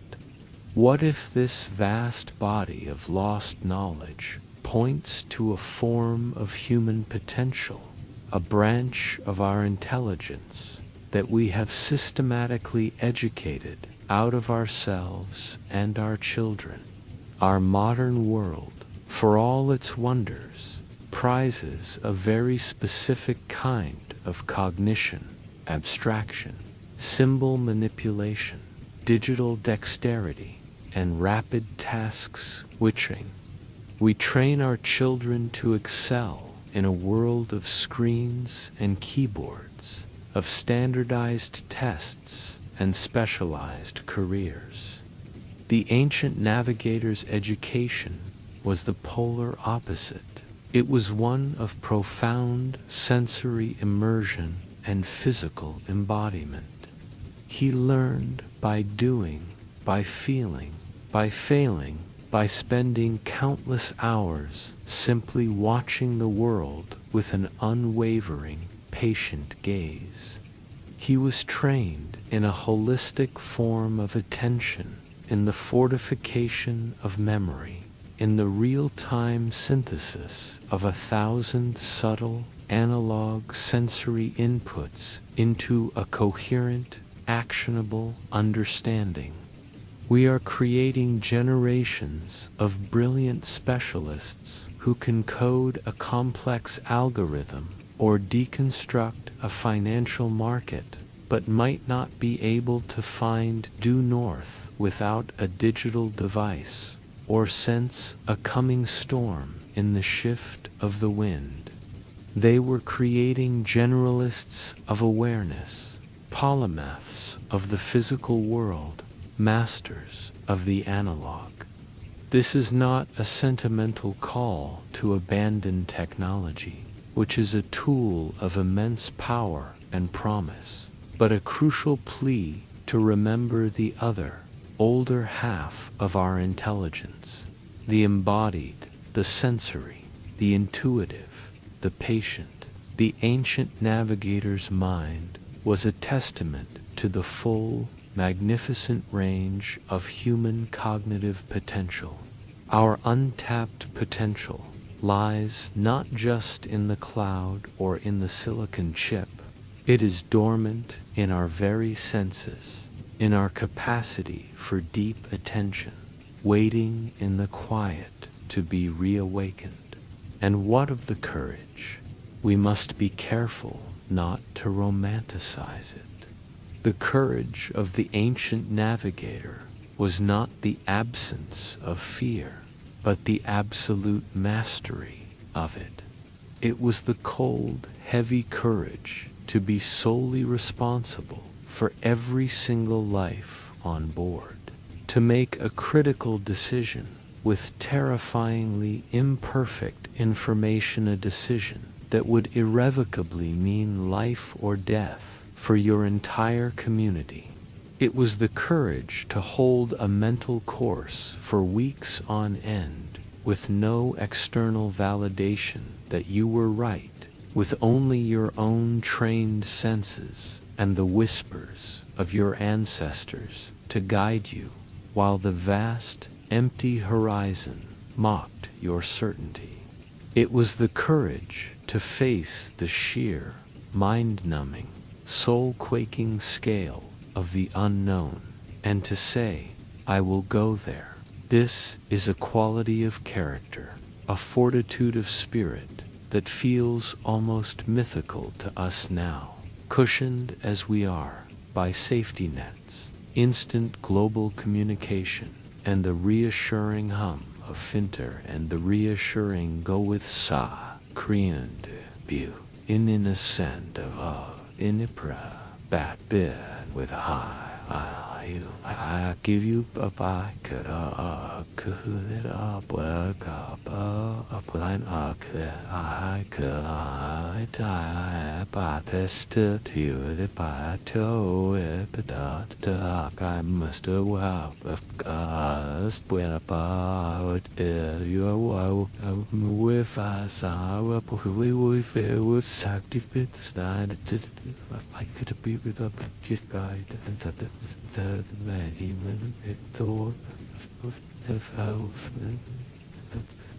their epic voyages were the physical manifestation of an immense inner strength, a resilience we can scarcely comprehend from our position of modern security.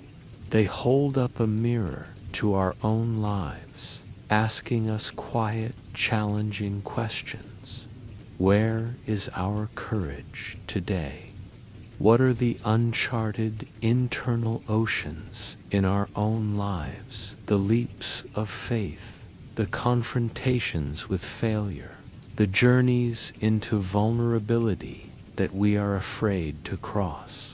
What course are we holding in our own existence? And do we trust the quiet inner compass of our intuition and values to see us through the storms?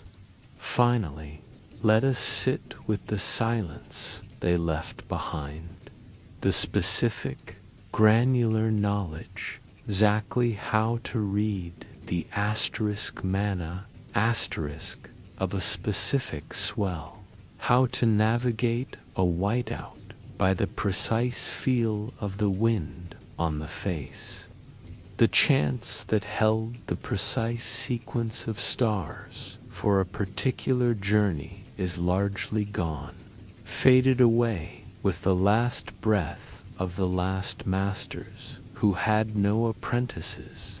The living, breathing chains of oral apprenticeship have been broken, replaced by written manuals and digital files, but the echo remains. It is in the quiet, primal awe we feel when we stand on a deserted shore and look out at the endless, meeting line of sea and sky, a feeling that is both exhilarating and humbling. It is in the deep, inexplicable pull we feel towards the stars on a clear, dark night, a longing that feels older than memory. It is in the profound sense of peace and perspective that can come from simply watching the relentless, rhythmic cadence of the waves, a rhythm that has continued unabated for eons. This is the ghost in our machine, the genetic memory of a time when we were not separate from the world, not its masters, but its conversants, its students, its partners. It is a form of homesickness for a home we have never consciously known, a longing for a conversation we have forgotten how to speak.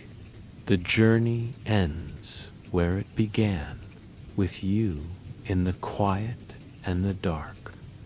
The ancient navigators have given us their stories, not as a challenge to replicate their specific feats, but as an invitation to remember, to look up from our screens, if only for a moment each day, to truly listen to the world immediately around us, the sound of the wind in the trees, the quality of the light at dusk, the scent of the air after rain, to feel the wind on our skin and wonder what story it is telling, where it has been, what it knows, to look at the night sky away from the city's glow, and not just see random points of light, but to remember that for thousands of years, for countless generations of our ancestors, those same lights were a map, a clock, a calendar, a guide, their ancestors, their gods. They were the fabric of meaning in a vast and mysterious cosmos. The oceans they crossed with such sublime skill are still here, their deep blue waters holding the memories of those epic voyages. The stars they followed so unerringly still shine in their silent, predictable paths, waiting for us to look up and see them again, not as subjects for astrophysics, but as guides for the soul. The courage they embodied in such abundance still sleeps in the deep, quiet core of the human heart, ready to be awakened when we choose to face our own personal unknowns. The conversation with the living world is not over. We have simply, collectively, forgotten how to listen. We have been shouting over its gentle, ancient voice with the noise of our own progress. But the sea is patient. It has been waiting for us for a long, long time. It has not gone anywhere. And as you now drift towards sleep, carried on the gentle currents of this ending, remember this final, simple truth. The greatest navigation, the most important journey, is not always about reaching a specific physical destination. It is about being profoundly, wonderfully, and consciously lost in the awe of the journey itself, about trusting that the path will reveal itself to those who have cultivated the ability to see, to feel, and to listen to the world with their whole being. It is about finding your way, not by a blinking dot on a screen, but by the quiet, sure knowledge of your place within a vast, beautiful, and intelligent universe. The past has shared its secrets with you tonight. The stars are waiting for your gaze. The sea is whispering your name on the shore. You can let go now. The voyage is complete. Sweet dreams,